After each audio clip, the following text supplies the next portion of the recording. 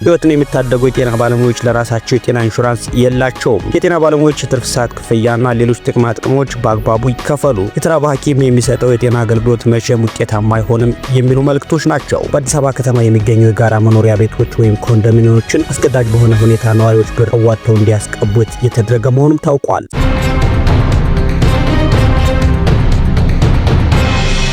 ሰላም ጤና ይስጥልን። የተከበራችሁና የተወደዳችሁ አድማጭ ተመልካቾቻችን የሰዓቱን ዜናዎች ይዘንላችሁ ቀርበናል። አብራችሁ እንድትቆዩ በአክብሮት እንጋብዛለን። ጤና ሚኒስቴር አጽድቄዋለሁ የሚለው አዋጅ የጤና ባለሙያዎችን ችግር የሚፈታ ነው ይላል። ነገር ግን ችግሮቻችን እነዚህ ብቻ አይደሉም ሲሉ ሐኪሞች ገልጸዋል። አዋጁ የጤና ባለሙያዎችን ረጅም ጊዜ ጥያቄ የሚመልስ ነው ሲል ጤና ሚኒስቴር በበኩሉ ገልጿል። የጤና ባለሙያዎች ለዘመናት እየጠየቅናቸው ያሉ በጤናው ዘርፍ ላይ የሚስተዋሉ ችግሮች ይፈቱ ሲሉ ድምጻቸውን በተለያዩ መንገድ በዘመቻ እያሰሙ ይገኛሉ። በርካታ ባለሙያዎች ጥያቄያቸውና ቅሬታቸውን ለተለያዩ የሚዲያ አውታሮች እየገለጹ ይገኛሉ። የጤና ባለሙያዎች በተለያዩ መንገዶች እያካሄዱ የሚገኙትን ዘመቻ ለመከታተል ባደረገው ጥረት በርካታ ባለሙያዎች በተናጠል እንዲሁም አንዳንድ የሙያ ማህበራት ዘመቻውን እያስተጋቡ መሆኑን ለማስተዋል ተችሏል። በዚሁም የሚነሱ ዋና ዋና ነጥቦቻቸውን በዘመቻው በኩል የሚነሱ ነጥቦች የኢኮኖሚው የትርፍ ሰዓት ክፍያ፣ የሐኪሞች የስራ ቦታ ደህንነት፣ የቤትና የትራንስፖርት አቅርቦት እንዲሁም አግባብነት ያለው ወቅታዊ የስራ ክፍያ፣ ለዓለም አቀፍ የስራ ገበያ የሚወዳደሩበት የብቃት መመዘኛ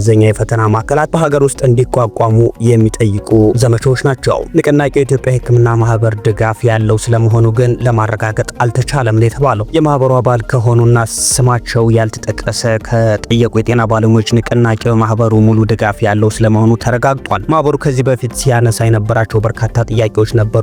ባለመመለሳቸው ምክንያት ድጋሚ ጥያቄውን በማንሳት ለጤና ሚኒስቴርን ደብዳቤ እንዲያስገቡና ለጠቅላይ ሚኒስትሩን ቢሮ እየተዘጋጀ ያለ ደብዳቤ መኖሩን መረጃው እየተገለጸ ይገኛል። የንቅናቄው መጀመሪያ ዓላማ ጤና ባለሙያዎች መብት ማረጋገጥ ነው የተባለ ሲሆን መብትን ለኢኮኖሚያዊና ማህበራዊ መብት ሊሆን ይችላል። በዋናነት ኢኮኖሚያዊ ያለብን ጫና መስተካከል አለበት ሲሉም ጠይቀዋል። የአንድ ሐኪም የሚከፈለው ደሞዝና የሚኖርበት ሁኔታ ሲታይ በጣም አሳፋሪ እንደሆነ የተገለጸ ሲሆን እየተራበ የሚያገለግልበት ሰዓት ታሳቢ ተደርጎ ምን ያህል ድካም እንዳለበትና ምን ያህል ሰዓት እንደሚሰራ ታሳቢ ተደርጎ ሊከፈል ከሚገባው ጋር አይመጣጠንም ነው የተባለው። የትኛውም ሆስፒታል የሚሰራ ሐኪም ሳይከፍል መታከም አይችልም። እንደ ማንኛውም ህብረተሰብ ካርድ አውጥቶና ከፍሎ ነው የሚታከመው።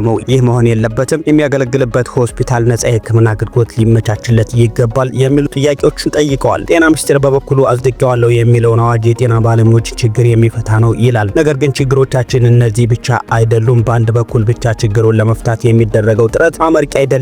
ከዚህ ቀደምም የተነሱ ጥያቄዎች አሉ። አንዱ ክንፍ ብቻ ተፈቶ ሙሉ በሙሉ ችግሮች ተፈተዋል ማለት አይደለም ሲሉም ገልጸዋል። የኛ ጥያቄ ችግሮች በሙሉ ይታዩና ከችግሮቹ መካከል አንድ ነጠላ ነገር ብቻ አውጥተህ ይህ ችግሮቹ ፈተናል ችግር የለም ተብሎ ለማድበስበስ የሚካሄደው ጥረት ተገቢ አይደለም የሚል ነው ብለዋል። የጤና ሚኒስቴር ከሰሞኑ በማህበረሰብ ገጹ ባጋራው መልእክትም በቅርቡ በህዝብ ተወካዮች ምክር ቤት 13ኛ መደበኛ ጉባኤ ላይ የጸደቀው የጤና አገልግሎት አስተዳደርና ቁጥጥር አዋጅ ቁጥር 1362/2017 የጤና ባለሙያዎችን የረጅም ጊዜ ጥያቄ የሚመልስ ነው ሲልም ተደምጧል። ለማሳየነት በጠቀሳቸው ጉዳዮች መካከል የጤናው ዘርፍ ሰራተኛ መብት የሚደነግገው አንቀጽ 3 የጤና ዘርፍ ሰራተኛ በሰራው ባህሪ ምክንያት ተጋላጭ ለሚሆንባቸው በሽታዎች ቅድሚያ የጤና አገልግሎት የማግኘት መብት እንዳለውና የጤና ዘርፍ የመንግስት ሰራተኛ የጤና መድህን አባልነት ሙሉ መዋጮ በመንግስት የሚሸፍን መሆኑን የሚደነግግ ነው። ከዚህ በተጨማሪ ከህክምና አገልግሎት ጋር የተያያዙ ክሶች ስለሚቀርቡበትና ስለሚሰሙበት ሁኔታን በተመለከተም በህክምና አገልግሎት አሰጣጥ ጋር ተያይዞ በወንጀል የተጠረጠረ ማንኛውም የጤና ባለሙያም በወንጀል ስነ ስርዓት ህግ ድንጋጌዎች መሰረት በቁጥጥር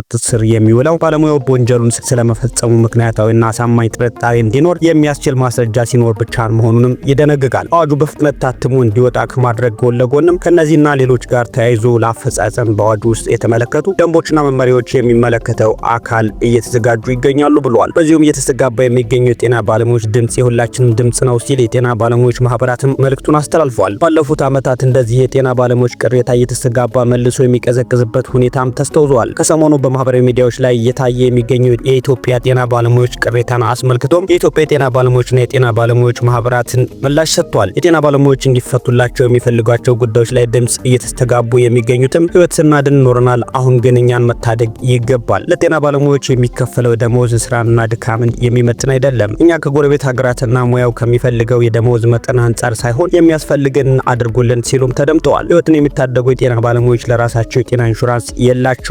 የጤና ባለሙያዎች የትርፍ ሰዓት ክፍያና ሌሎች ጥቅማ ጥቅሞች በአግባቡ ይከፈሉ። የተራበ ሐኪም የሚሰጠው የጤና አገልግሎት መቼም ውጤታማ አይሆንም የሚሉ መልእክቶች ናቸው። በሌላኛው መረጃችን የኮንዶሚኒየም ነዋሪዎች በአስገዳጅነት ለህንጻቸው የነጭ ቀለም ማስቀቢያ ብር መቀበል መጀመሩ ተሰምቷል። በአዲስ አበባ ከተማ የሚገኙ የጋራ መኖሪያ ቤቶች ወይም ኮንዶሚኒየሞችን አስገዳጅ በሆነ ሁኔታ ነዋሪዎች ብር አዋጥተው እንዲያስቀቡት የተደረገ መሆኑም ታውቋል። መሰረት ሚዲያ ያጋራው መረጃ እንደሚጠቁሙ በአንዳንድ ሳይቶች ነዋሪዎች አንድ ብሎክ እስከ 220 ሺህ ብር እንዲያዋጡ እየተገደዱ ነው ተብሏል። ለምሳሌ በላፍቶ መብራት ጀሞ ኮንዶሚኒየም መንግስት ነዋሪውን በመሰብሰብ ቀለም ለማስቀባት ከ8 ሺህ ብር እስከ 20 ሺህ ብር ድረስ ክፈሉ እያሉ መሆኑም ታውቋል። ህዝቡም እየተጨነቀ ይገኛል። ህዝቡም አንችልም፣ ከየት እናመጣለን፣ በልጆቻችን የምንተዳደር ነን፣ ጡረተኞች ነን፣ የወር ገቢያችን ይህንን ያህል አይደለም ብሎ ቢናገርም አንሰማም የተባለ ሲሆን ለሚዲያችን የተናገሩት አንድ የላፍቶ ነዋሪ ኢባስ ብሎ አንዲት ባለስልጣን በቅርቡ መታ የማይከፍሉትን መብራትና ውሃ እቆርጣለሁ ብላ መዛቷንም ተናግረዋል። ህዝቡ የልማት አደናቃፊ ነው ብለው ያስሩኛል ብሎ ተጨንቋል የተባለ ሲሆን አስተዳዳሪዎች ብሩን አምጡ በራሳችን ነው የምናስቀባው ብለው የተናገሩ ሲሆን ምናልባትም ለነዋሪው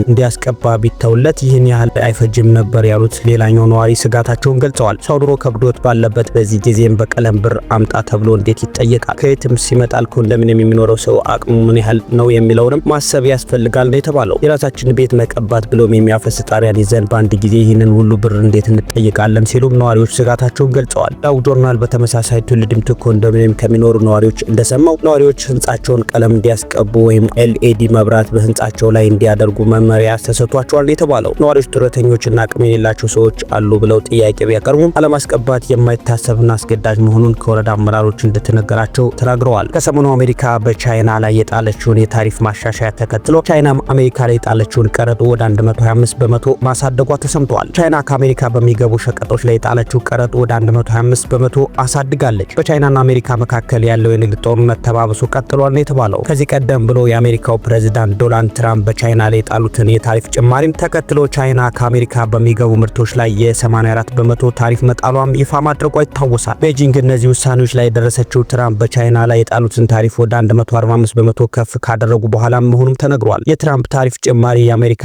አክሲዮን ወይም ስቶክ ገበያ እንዲዋዥቅም ምክንያት ሆኗል ነው የተባለው። አሜሪካና ቻይና አንዳቸው በሌላቸው ላይ የሚጥሉት ታሪፍ ከፍ በማድረግ እርስ በርስ የታሪፍ ፉክክር ውስጥ መግባታቸው አስጊ መሆኑን የምጣኔ ሀብት ባለሙያዎች እየገለጹ ይገኛሉ። ፕሬዝዳንት ሺ ጂንፒንግ የአውሮፓ ህብረትም ከቻይና ጎን በመቆም የአሜሪካ ምጣኔ ሀብት ጭቆና እንዲታገል ጠይቀዋል። በታሪፍ ጦርነት ማንም አሸናፊ አይሆንም ያሉ ሲሆን ትራምፕ ግን ከቤጂንግ ጋር ድርድር ለማድረግ ለሁለቱ ሀገራት የሚጠቅም ስምምነት ላይ እንደሚደርስ ተስፋ አድርጋለሁ ብለዋል። ይህ የንግድ ጦርነት እየተጋጋለ ሄዶ የምጣኔ ሀብቱ ድቀት ያስከትላል የሚል ስጋትም ተፈጥሯል። ትራምፕ ከፍተኛ ታሪፍ በተጣለባቸው ሀገራት ላይ የተላለፈው ውሳኔም ተፈጻሚነት ለ90 ቀናት እንዲዘገይ መወሰናቸውም ተሰምቷል። 60 የሚደርሱ ሀገራት ላይ የተጣለው ቀረጥ ተፈጻሚ መሆን በጀመረ በሰዓታት ውስጥም ትራምፕ ያልተጠበቀ የፖሊሲ ለውጥ በማድረግ የከፍተኛ ታሪፍ ተፈጻሚነት እንዲዘገይ አድርገዋል። የትራምፕ ታሪፍ በዓለም አቀፍ ገበያ ትልቅ የሚባል ለውጥ ያመጣ ሲሆን ባለፈው ሳምንት ወር ታይቶ በማይታወቅ ሁኔታ ዋጋው በከፍተኛ ሁኔታ ጨምሯል ነው የተባለው። ተንታኞች እንደሚሉትም ቻይናና አሜሪካ የገፉበት የታሪፍ